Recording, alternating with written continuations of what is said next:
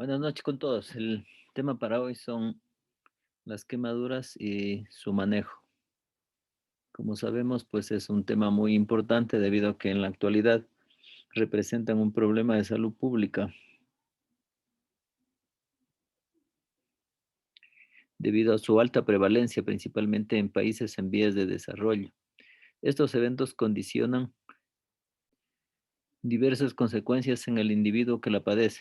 Independientemente de la extensión de la quemadura, es necesario una evaluación minuciosa y una serie de cuidados similares a las que cualquier paciente en condición crítica, siendo fundamental inicialmente la clasificación de las quemaduras para ajustar el tratamiento más adecuado, de acuerdo a las características de esta quemadura. Por ello, el profesional de la salud entrenado en cuidados agudos debe conocer los pasos de la atención inicial de las quemaduras y comprender que dentro de la reanimación, la fluidoterapia es el componente principal. ¿Por qué es el componente principal? Debido a que estos pacientes se deshidratan, ¿sí? ¿Debido a qué se deshidratan? A ver, vamos a ver. Ariana Santín.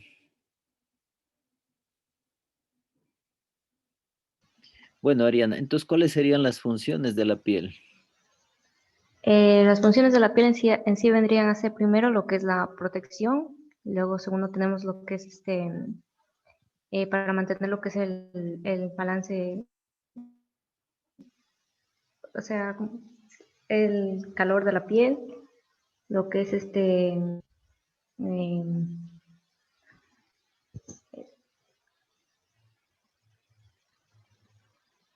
y eso. Ya hay muchas más funciones de la piel, ya de protección, ya de una, ¿sí? Protección. Evita que el cuerpo se enfríe, ¿sí? Guarda calor, regula la temperatura, evita pérdidas de líquidos, evita pérdidas de proteínas también, ¿sí? Entonces, es un órgano, es uno de los órganos más grandes del cuerpo, ¿sí? Más extensos. Por eso es importante. Entonces, de ahí la relevancia de este tema, ¿sí? A lo largo de los años se han utilizado diversas clasificaciones y fórmulas para el cálculo de la superficie corporal con el fin de realizar una infusión de líquidos adecuados. Sin embargo, la subjetividad en la determinación muchas veces condiciona a errores en el manejo, por lo cual es necesario conocer los últimos hallazgos con respecto a la valoración más objetiva del paciente quemado. Entonces, una de las principales situaciones es la deshidratación. Por eso la fluidoterapia es una de las partes más importantes en el paciente quemado. Las quemaduras representan lesiones devastadoras que a menudo resultan en una morbilidad significativa, deterioro del bienestar emocional y la calidad de vida. ¿No es cierto? Una quemadura impacta porque si es que es en la cara, es algo que está visible, se va a imaginar cómo va a quedar posteriormente. Además del manejo inmediato básico, las quemaduras a menudo requieren tratamiento a largo plazo con múltiples procedimientos quirúrgicos reconstructivos que pueden incluir estadías hospitalarias concomitantes, además de numerosas visitas ambulatorias de seguimiento. Las consecuencias relacionadas con las lesiones por quemaduras suelen ir acompañadas de cargas socioeconómicas adicionales para estos tipos de pacientes, ¿sí? Para ellos y sus familias. Las quemaduras son una causa importante de lesiones en todo el mundo.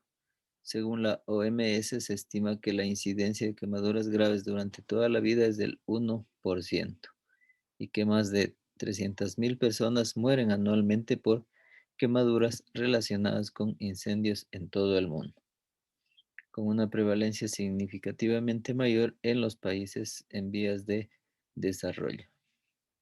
Debido a los daños de la piel y otros órganos, las quemaduras pueden provocar heridas abiertas, discapacidad, complicaciones tanto emocionales como psicológicas, llegando incluso a la muerte.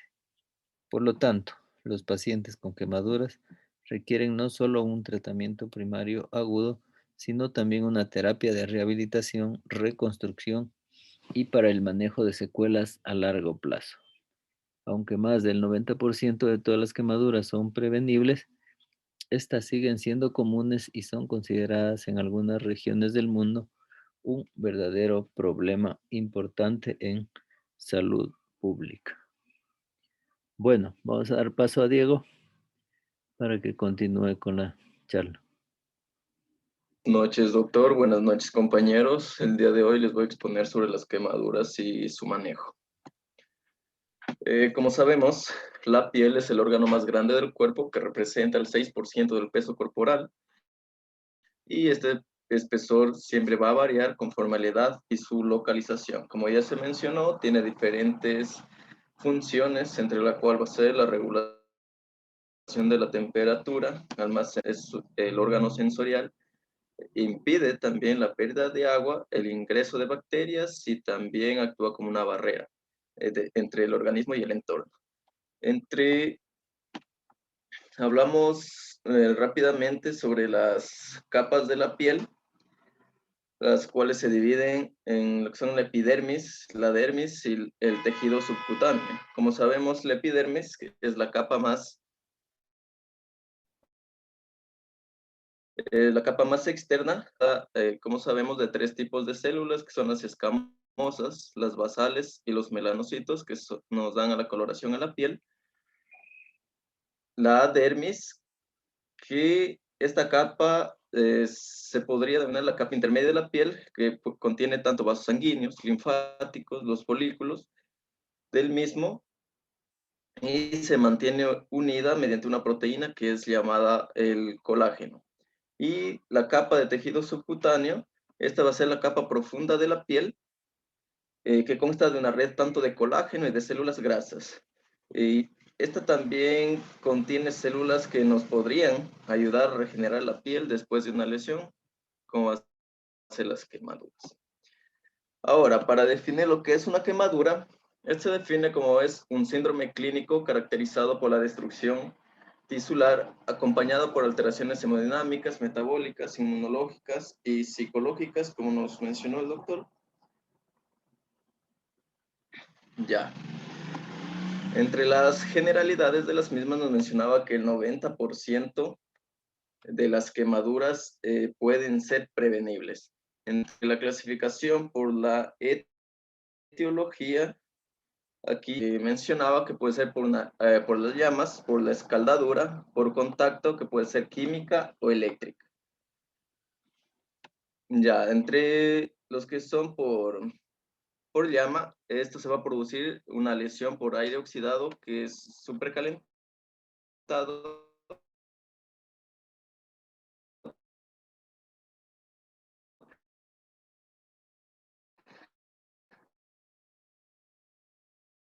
dura, sobre todo sólidos químicos por contacto con sustancias químicas nocivas, y eléctrico, corriente eléctrica a través del tejido. Mencionaban un poco de epidemiología, nos mencionaba que aproximadamente 500,000 personas al año sufren algún tipo de quemadura, y 66% de estas quemaduras ocurrían lo que va a ser en el ámbito domiciliario. Dependiendo de la quemadura, esta se caracteriza en quemadura de primer grado, de segundo grado, que puede ser superficial, segundo grado profunda, y de tercer grado y de cuarto grado. Entre las quemaduras de primer grado es una lesión que se confina sobre todo a nivel del epidermis, van a ser dolorosas, eritematosas, palidez en lo que va a ser el contacto y con una barrera epidérmica, mientras que la segundo grado superficial, esta va a ser una lesión de epidermis y la dermis superficial, que pueden ser eritematosas, dolorosas y también pueden ponerse pálidas al contacto, mientras que el segundo grado profundas, aquí está. Las de segundo grado profundas, esto va a ser una lesión del epidermis hasta la zona profunda de la dermis. Estas van a ser más blanquecinas, moteadas, no palidez en lo que es el contacto y conservan la sensibilidad dolorosa. De tercer grado, esto ya va a ser una lesión de espesor completo, que va a ser desde epidermis, dermis y puede llegar a la grasa subcutánea. Sobre todo, se caracteriza por ser una indolora y de color negro, y que puede ser en blanco o de rojo intenso.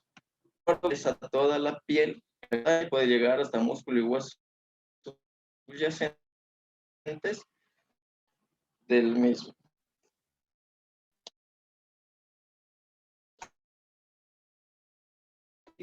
Observar cosas sin vesículas y muy dolorosas.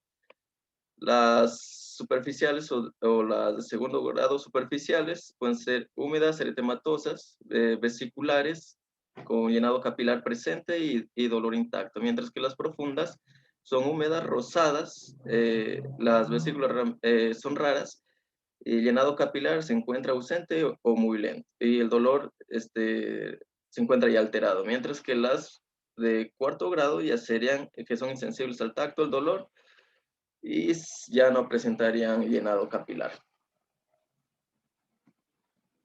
La extensión de la quemadura, esta se va a determinar el tamaño de la quemadura según el cálculo de la extensión de la lesión, que se valoran habitualmente mediante la regla de los 9.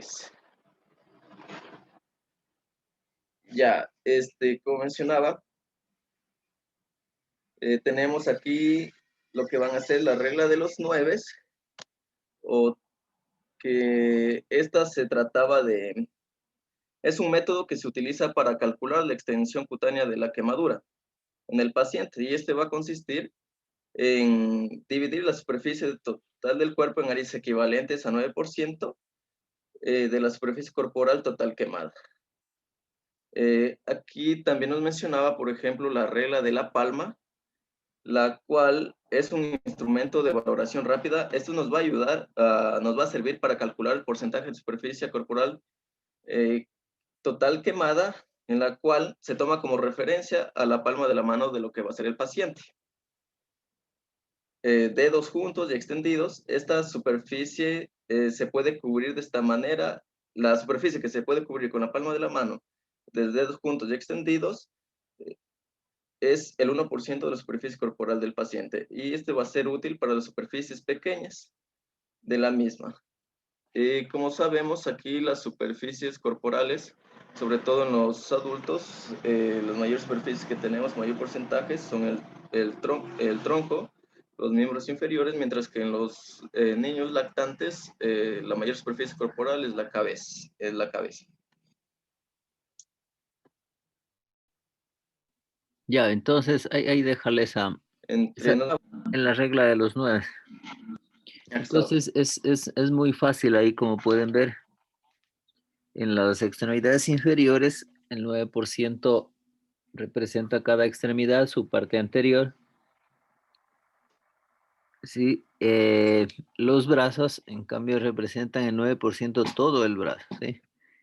Y en el tronco sería el 9% tórax, 9% abdomen, ¿sí? Igualmente en la cabeza, toda la cabeza sería el 9%. Y el 1% que nos falta, pues estaría en los genitales. ¿Sí? Entonces, con eso completaríamos ya todo, el 100% que le falta al paciente. Entonces, de esa manera es muy, muy fácil estimar la superficie corporal quemada para poder calcular los líquidos posteriormente, ¿sí? A través de la fórmula de Parlan, que es la más utilizada. Creo que nos vas a hablar más adelante. Ya. Continúa. Aquí nos mencionaba de las áreas especiales de las quemaduras, sobre todo que van a ser cara, cuello, genitales, manos y las articulaciones mayores, como son las axilas, codo, rodillas. Aquí nos mencionaba la fórmula Bercon para calcular la extensión de las quemaduras según el área quemada en regiones corporales específicas. Esto lo clasifican según la edad del niño, y de niño, joven o adulto, dependiendo de la edad del mismo. Y tenemos que estos valores se van a estimar, se registran y se suman para lograr el cálculo preciso de la superficie corporal total quemada, ya sea del niño, del adolescente o del adulto.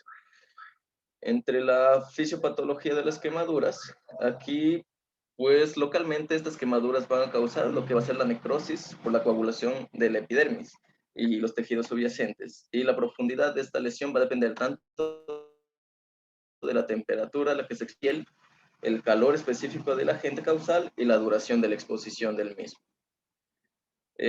Una vez que se ha eliminado este foco causal, la reacción de estos tejidos va a causar lesiones en las capas más profundas. Y aquí hay algo muy interesante, que el área de la lesión cutánea superficial se divide en 3 zonas, que es la zona de coagulación, la zona de éstasis y la zona de hiperemia. ¿A qué se denomina lo que va a ser la zona de coagulación? Pues esto se denominaría al área que se encuentra necrótica de la quemadura, donde las células ya han sido dañadas.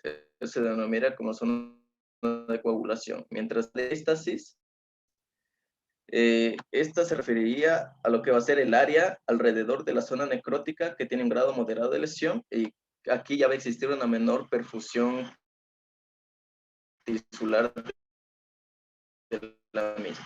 Y la zona de aquí sobre todo es importante, se va a presentar una importante vasodilatación que va a contener un tejido que va a ser claramente viable, que no está en riesgo de necrosis, y generalmente se recupera sin presentar ninguna complejidad o dificultad. Esas serían las 3 zonas de la lesión cutánea o superficie que nos mencionaba. Ahora, entre las alteraciones sistémicas, nos mencionaba que estas quemaduras extensas se asocian sobre todo a una liberación masiva de los mediadores inflamatorios hacia la circulación. Esto va a producir una activación de la respuesta inflamatoria sistémica. Tenemos las alteraciones cardiovasculares, en la cual nos mencionaba que esta vasoconstricción refleja inicial, esta va a ser sustituida por una vasodilatación y aumento de la permeabilidad vascular, inducido por varios químicos, donde se encuentran neuropéptidos como la sustancia P y la calcitonina. Además de esto, nos mencionaba que la respuesta cardiovascular inmediata que va a ser a la quemadura es una disminución del gasto cardíaco, con un posterior aumento de la resistencia vascular periférica. También nos mencionaba algo importante, que después de que pues 12 o 18 horas posteriores a lo que será el trauma, a la quemadura, que nos mencionaba que este gasto cardíaco empieza a aumentar y va a permanecer elevado hasta que se produzca la cicatrización de estas heridas. Entre las alteraciones hematológicas nos mencionaba que el shock inicial de la quemadura puede verse exacerbado por la hemólisis aguda, y esta hemólisis tiene principalmente 2 causas. Ya, este va a tener 2 causas, el cual nos mencionaba sobre todo que es la destrucción de los eritrocitos por contacto que se ha producido con el calor, y la disminución de la vida media de estos eritrocitos. Ya sea o por una, nos mencionaba por una anemia hemolítica. Por una anemia hemolítica. Ahora, nos mencionaba que los pacientes con quemaduras extensas pueden desarrollar alteraciones de la coagulación gracias a 2 mecanismos, como lo son la trombocitopenia y depresión, o síntesis inadecuada de los factores de coagulación. Esto se va a asociar a sepsis y puede producir una depresión de los factores de coagulación, y nos mencionaba que puede ser manejado con plasma fresco congelado. Entre las alteraciones renales, nos mencionaba que estos pacientes quemados presentan una disminución tanto del flujo renal y de la tasa de filtración glomerular, por una disminución del volumen sanguíneo y del gasto cardíaco. Y también nos mencionaba que tanto la angiotensina, la aldosterona y la vasopresina provocan una disminución del flujo renal, y estos cambios llevan al paciente a oliguria, que de no ser tratada puede producir una necrosis tubular y por consiguiente una falla renal. Aquí en estas alteraciones renales también nos mencionaba un dato, que la hemólisis, cuando era extensa, o la rhabdomiólisis en las quemaduras eléctricas, estos iban a dar lugar a una deposición de hemoglobina y mioglobina en el túbulo renal. ¿Y esto qué nos iba a ocasionar? Lo que iba a ocasionar era un taponamiento de estos mismos túbulos con una posterior necrosis tubular. Y esto podría llevar a una posterior insuficiencia renal aguda.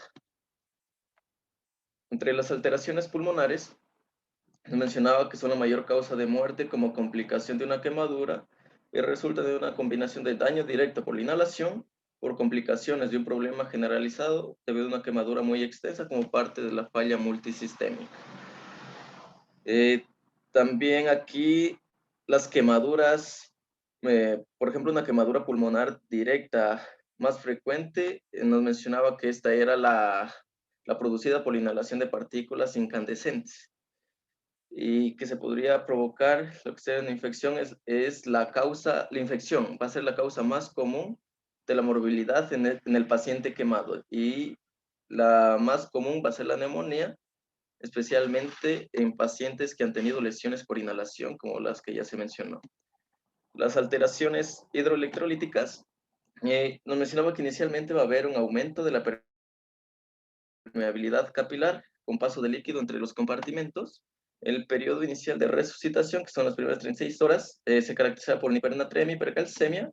Entre los días 2 y 6 de las quemaduras predominaba la hipernatremia, la hipocalemia, la hipomagnesemia, la hipocalcemia y la hipofosfatemia. Entre estos era importante saber que la hipercalemia, esto podría causar o es causada sería por la lisis celular o también podría ser provocada por la necrosis de los tejidos. Mientras que la hipocalemia era más frecuente luego de las 48 horas posteriores a las quemaduras y esto podría deberse al aumento en las pérdidas, ya sea orina, heces, vómito. Entre las alteraciones gastrointestinales, nos mencionaba que la hipovolemia en el paciente quemado iba a provocar una vasoconstricción esplácnica para redistribuir el flujo sanguíneo hacia los órganos principales como son el cerebro, el corazón, pulmones, aquí dejando una hiperperfusión en el sistema gastrointestinal y vulnerable a las complicaciones, principalmente como son el hilio paralítico y las úlceras gastrointestinales. Entre estas, es importante saber que el intestino, el tracto gastrointestinal, responde a las quemaduras, sobre todo extensas, va a responder con atrofia de la mucosa. Entonces, si hay una atrofia de la mucosa, va a haber una alteración en la absorción y un aumento de la permeabilidad intestinal. Y sobre todo esta atrofia se va a producir en las primeras 12 horas post-quemadura, en la cual hay pérdida de las células epiteliales, que va a ser por un aumento de esta apoptosis. Y también por consiguiente la disminución de la absorción de los diferentes sustancias, ácidos grasos, glucosa, aminoácidos. Esto va a ser por la actividad disminuida del mismo tracto gastrointestinal. Entre las alteraciones metabólico-endócrinas, mencionaba que este paciente va a presentar un estado hipermetabólico que se caracteriza sobre todo por taquicardia, el aumento del gasto cardíaco, el aumento del consumo de oxígeno, proteólisis y lipólisis, y que el hipercatabolismo es generado por beta estimulación con aumento de las catecolaminas, el cortisol, el glucagón y demás hormonas catabólicas. Aquí también cabe mencionar que había una alteración sería entre las hormonas tiroides, que sería el 3-4, se va a encontrar disminuidas con una hormona estimulante de la tiroides y la TSH se encontraba elevado normal. Esto que va a llevar a que los pacientes presenten una importante pérdida de peso debido tanto al catabolismo proteico y de la grasa corporal.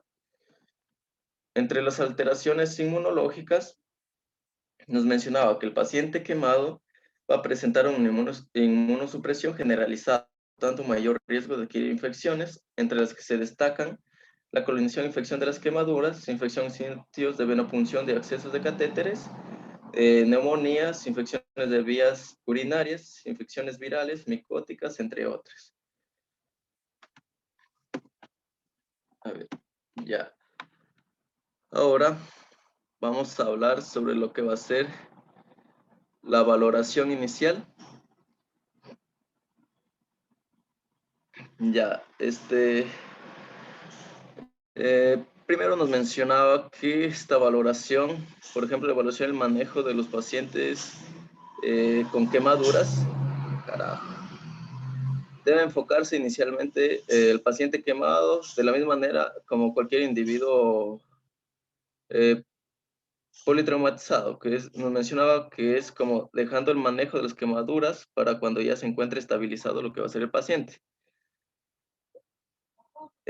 Sobre todo nos mencionaba que los primeros auxilios se podrían incluir, que va a ser extinguir la fuente de quemadura, enfriar el área lesionada con agua fría, que podría ser por unos 10, 14 minutos, que se pueden aplicar después del accidente. Para esto ayudaría a disminuir el edema, el dolor, pero sin descuidar, porque puede haber riesgo de una hipotermia sísmica, que hay que tener mucho cuidado en lo que va a ser en los niños y los ancianos que tienen una rápida pérdida de calor. También estos se pueden cubrir con sábanas secas, se debe evitar remover la ropa quemada, especialmente en los que se encuentran adheridos a la piel. Y ya, también aquí, bueno, lo que le dije fue de otra bibliografía y esta nos mencionaba que la exposición a gas caliente, humo, ya sabemos que va a lesionar las vías aéreas, sobre todo las superiores. La quemadura directa de estas vías aéreas superiores va a provocar edema, que junto al edema generalizado se hacen quemaduras más graves. Pueden obstruir las vías aéreas respiratorias. Hay que sospechar de lesiones de las vías respiratorias en caso de quemaduras faciales, pelos en la nariz chamuscados, esputo con carbón y la taquín. Ya, entre estos, antes de mencionar lo que va a ser la reanimación, también teníamos por lo que va a ser la fase prehospitalaria y la hospitalaria, que lo voy a mencionar rápidamente, que en la prehospitalaria, en la cual se evaluaba lo que es la vía aérea, la circulación, la analgesia y el transporte en caso de ser necesario. La vía aérea, que es la prioridad de la vía aérea, va a ser garantizar la vía aérea adecuada, que se evalúe una buena expansión de la caja torácica, la frecuencia respiratoria, los ruidos respiratorios y la intubación, si es que se requiriera. La circulación, esto sería la segunda prioridad, que sería comenzar la restricción con líquidos administrados por las venas. La analgesia, que sería indispensable en el control del dolor. Y el transporte, que sería el último aspecto, que sería un traslado a un centro de referencia cuando esté indicado, mientras que la fase hospitalaria de la misma ya sería la fase de resucitaciones tempranas, el absceso vascular, la resucitación con los líquidos y también habría una fase de resucitación tardía. Ahora, en las reanimaciones, en la reanimación nos mencionaba que, a ver, nos mencionaba que la solución lactato ring sin glucosa es el líquido de elección, excepto en niños menores de 2 años, en la cual se debería recibir con glucosa al 5%. Esta velocidad inicial puede calcularse rápidamente multiplicando lo que va a ser la superficie corporal total quemada del paciente en kilogramos y a continuación se divide para 8. La velocidad de perfusión para un hombre de 80 kilogramos, una quemadura de estas, se puede obtener la siguiente fórmula. Siempre hay que continuar con esta velocidad hasta que se pueda realizar el cálculo formal de requerimientos de la reanimación.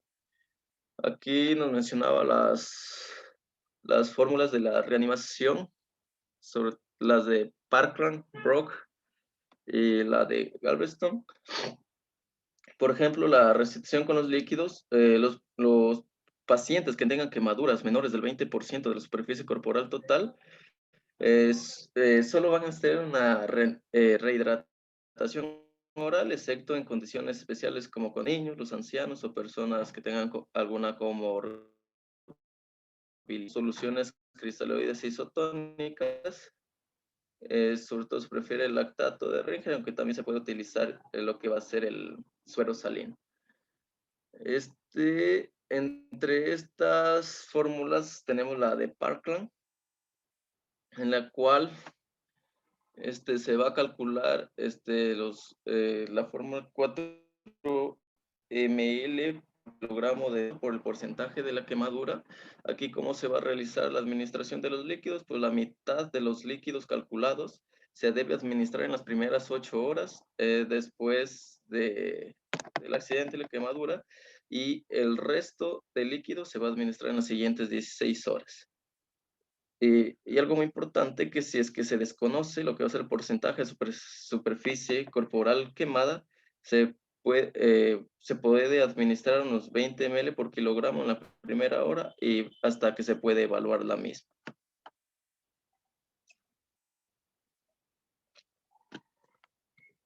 Yo ahora les mencionaba que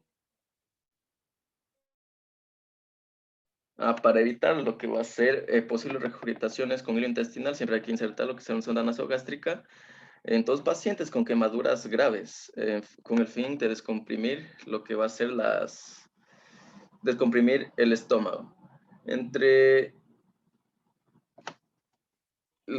mencionaba las escarotomías, son cuando las quemaduras de segundo grado profundas a tercer grado ocupen toda la circunferencia de una extremidad, pueden comprometerse la circulación periférica de esta. El desarrollo de edema generalizado por debajo de una escara rígida impide el retorno venoso y con el tiempo va a afectar el flujo arterial de los lechos distales. Los tratamientos específicos también nos mencionaba por lesión por inhalación. Puede ser un broncodilatador con salbutamol cada 2 horas. La heparina nebulizada, 5.000, 10.000 unidades con 3 ml de salina normal 4 horas. Nos mencionaba la acetilcisteína, al 20%, que se puede aumentar 3 ml cada 4 horas. El salino hipertónico, que induce tos eficaz, y la adrenalina, que reduciría el edema de la mucosa. Ahora, el tratamiento de la lesión por inhalación debe comenzar inmediatamente con oxígeno 100% por mascarilla facial o gafas nasales. El mantenimiento de estas vías respiratorias va a ser crucial. También nos mencionaba lo que va a ser los cuidados de las heridas, en la cual este cuidado puede dividirse en 3 fases, que va a ser la valoración, tratamiento y la rehabilitación. Y una vez valorado tanto la extensión y la profundidad de estas heridas provocadas por las quemaduras, de las quemaduras y lavadas de heridas extensas, se va a empezar la fase de tratamiento. Aquí, en estos cuidados de las heridas, se puede aplicar en cada quemadura la cobertura apropiada, que debe cumplir diferentes funciones, como hacer que tiene que proteger tanto el epitelio dañado para minimizar la colonización por bacterias y hongos. Y también la cobertura debe ser oclusiva para reducir la pérdida de calor por evaporación y minimizar el estrés debido al frío. Y también, por último, podría ser que esta debe aliviar el dolor a la quemadura. Y nos mencionaba los antimicrobianos o antibióticos tópicos. Nos menciona sobre todo la sulfadecina argénica, usada debido a su acción de amplio espectro, ya que sus fracciones de plata y sulfamida cubren gran positivos, la mayoría gran negativos y algunos hongos. Tiene amplio espectro. Y el acetato de mafenida, que es otro antibiótico tópico de amplio espectro por su fracción sulfamida y resulta especialmente útil contra las pseudomonas y los hemeroxis.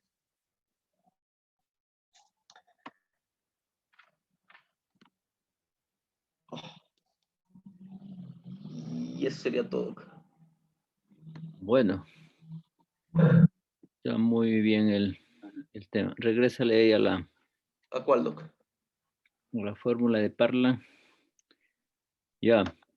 Entonces, lo más importante en la valoración del quemado es, en primer lugar, clasificar, ¿no es cierto?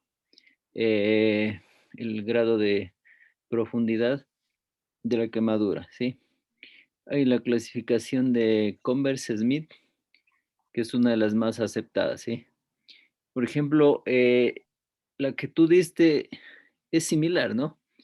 Sino que la primer grado es igual a la de primer grado. Si es segundo grado superficial, sería la que tú tienes segundo grado profundo, es la que tú dijiste tercer grado, y la tercer grado en tu clasificación es cuarto grado. Entonces, pero esta de Converse Smith es la más aceptada. Entonces, primer grado que afecta solamente la epidermis, uno de los ejemplos más es la quemadura solar, ¿no es cierto? La de segundo grado superficial, que acepta la epidermis y dermis papilar. Estas son las quemaduras ya por agua caliente, que por lo general se hacen las ampollas, ¿sí? Y la característica que también son muy dolorosas. Cambio la segundo grado profundo, afecta la epidermis, la dermis papilar y la dermis reticular, ¿sí? Entonces ya afecta, es decir, en todo su espesor. Entonces estas son también igual son dolorosas, pero son un poco más profundas. En cambio, la de tercer grado ya es de espesor total, ¿sí? Es decir, que ya afecta todas las capas de la piel y los tejidos profundos, ¿sí? Incluso puede llegar hasta el plano óseo. Ya. Entonces, una vez que tengamos ya esta clasificación, debemos determinar el porcentaje de quemadura, ¿sí? Como dijimos, en emergencia lo más fácil es manejar la regla de los 9, ¿sí? La que tú la expusiste, que es muy, muy fácil, ¿no? Y luego se la va segmentando al 9, ¿sí? O se le va sumando. Eso decía, por ejemplo, la extremidad superior es 9, ¿no? Total, pero si solo está la región anterior, pues es 4,5. Si está la mitad de la región anterior, sería 2,25. Entonces, y así sucesivamente, ¿no es cierto? Igual la extremidad inferior era 9% toda la región anterior, ¿sí? Si está toda la extremidad, sería ya el 18%. Igualmente en el tronco, como dijimos, tórax 9%, abdomen 9%. Ya, exactamente. Tórax 9%, abdomen 9%, lo que da un total a un 18 si es que está todo el tronco anterior, ¿sí? Está todo el tronco posterior, otro 18%. Entonces es muy fácil calcular. Igualmente toda la cabeza es 4,5, ¿sí? Lo que sí hay que tomar en cuenta es en los niños, ¿sí? Sobre todo en los lactantes, que recuerden que la cabeza es mucho más grande que el resto del cuerpo y por lo tanto hay una variación acá de en el porcentaje de quemadura. ¿Sí? En cambio acá representa el 18% toda la cabeza, ¿sí? El doble de lo que es en el adulto. Y el torso igual, 18, 18, que son 36, ¿sí? Entonces mucho más la cabeza y el torso, que es la mayor diferencia, ¿no? Bueno, entonces con esto ponle la fórmula de Parlan. Entonces la fórmula de Parlan se calcula el porcentaje de quemadura, ¿sí? Por 4 y lo que debemos, y por kilo de peso. Lo que debemos establecer es cómo lo vamos a administrar, ¿sí? Entonces la administración es del total que salga de aquí, debemos administrarla en las primeras 8 horas, ¿sí? Porque, o sea, el 50% en las primeras 8 horas y el resto en las 16 horas restantes del día, ¿sí?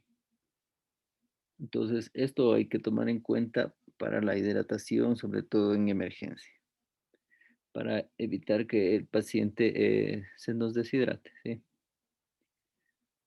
Hay otros tipos de fórmulas de reanimación como la de Broca o la de Galveston que no, está sobre todo en niños, pero que no son muy utilizadas, ¿sí? Entonces, que se sepan, la de Parlan es suficiente, ¿sí? Entonces, 4 ml por kilo de peso por la superficie corporal total quemada, ¿sí? Que hayamos calculado. Y otra parte que también es importante que les quería manifestar, a ver, vamos a hacer la participación de Mari. Hola, Doc, buenas noches. A ver, ¿cómo le va? ¿Cuáles serían los criterios para ingresar a un paciente con quemadura? Es algo muy importante que también debemos saber.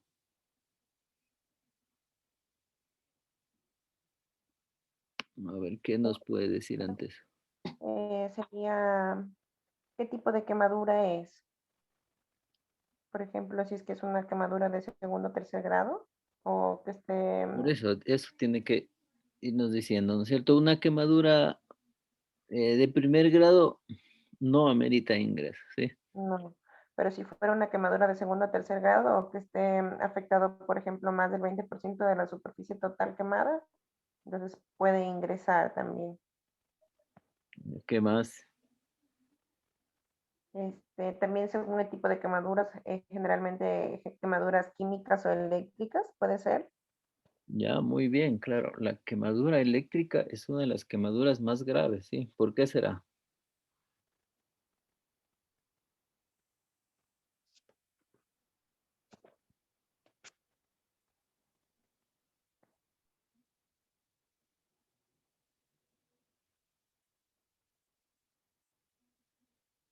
¿Por qué creen que es más grave? A ver, Roxy.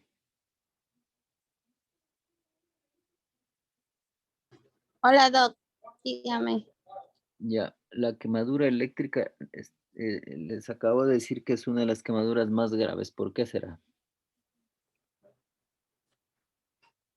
Por su compromiso en sí, ya que, o sea, provoca mucho más lesiones. A ver cómo sería.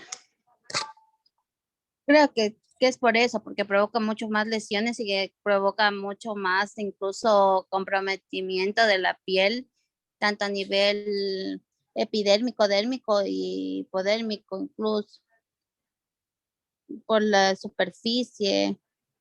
Creo que es por eso, Doc. Ya, entonces, la mayoría de quemaduras eléctricas provocan quemaduras de tercer grado, ¿sí? Son profundas. Porque la electricidad por lo general se va por la parte ósea, ¿sí? Es decir, quema de adentro hacia afuera. Tiene siempre una zona de entrada y una de salida. Mejor dicho, comprometería también órganos ahí. Exactamente, también compromete órganos. Y la otra parte que falta es porque siempre se asocia a un politraumatizado. ¿Por qué? Por lo general están subidos en una escalera, están en un segundo piso, un tercer piso, y de ahí son donde topan los cables de alta tensión o de mediana tensión, que son los que provocan estas quemaduras, ¿sí?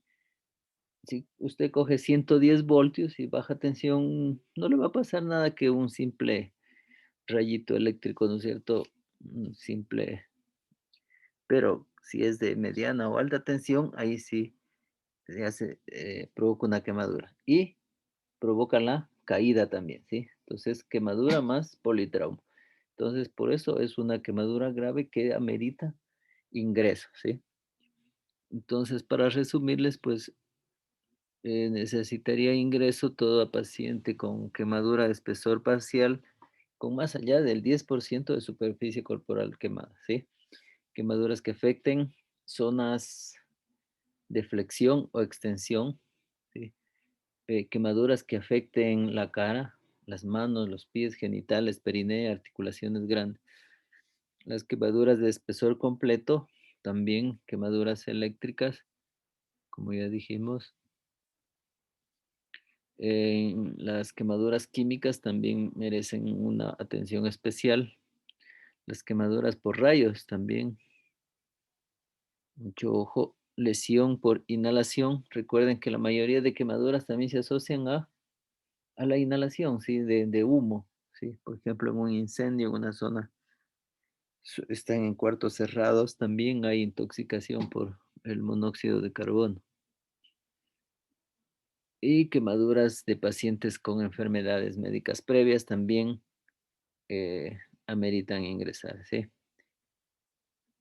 Niños con niños quemados en hospitales y quemaduras en pacientes que requerirían intervenciones especiales, ¿sí? Sociales, emocionales, rehabilitadoras a largo plazo, también serían considerados como un criterio de ingreso.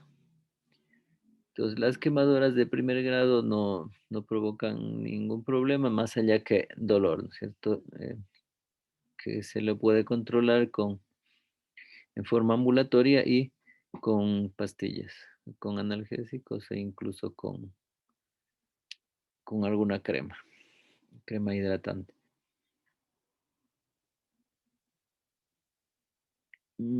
Eso sería lo más importante. ¿Alguna pregunta?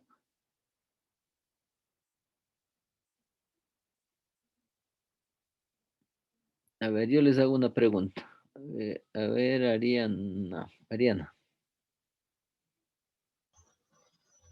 un paciente con una quemadura de un 12% de segundo grado, ¿usted le administraría antibióticos o no? ¿Le prescribiría antibióticos o no? Por ciento, depende en qué lugar sería lo que madura. No sé por ciento. En tórax. Yo creo que sí, porque es una superficie bastante amplia y sí, sí le administraría un antibiótico. Sí, sí, se la administraría, ¿no? Sí se puede administrar. Ujú.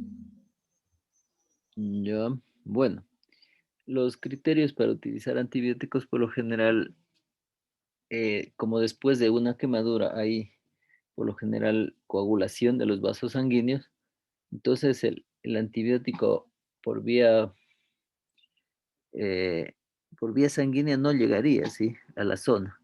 Es por eso que se utiliza antibiótico por vía tópica, ¿sí? Lo que más se utiliza es la sulfadiazina de plata o el ácido fusídico, ¿sí? O hay apósitos impregnados con antibiótico. Entonces, esa es la circunstancia por qué no se utiliza casi antibióticos en las quemaduras, ¿sí?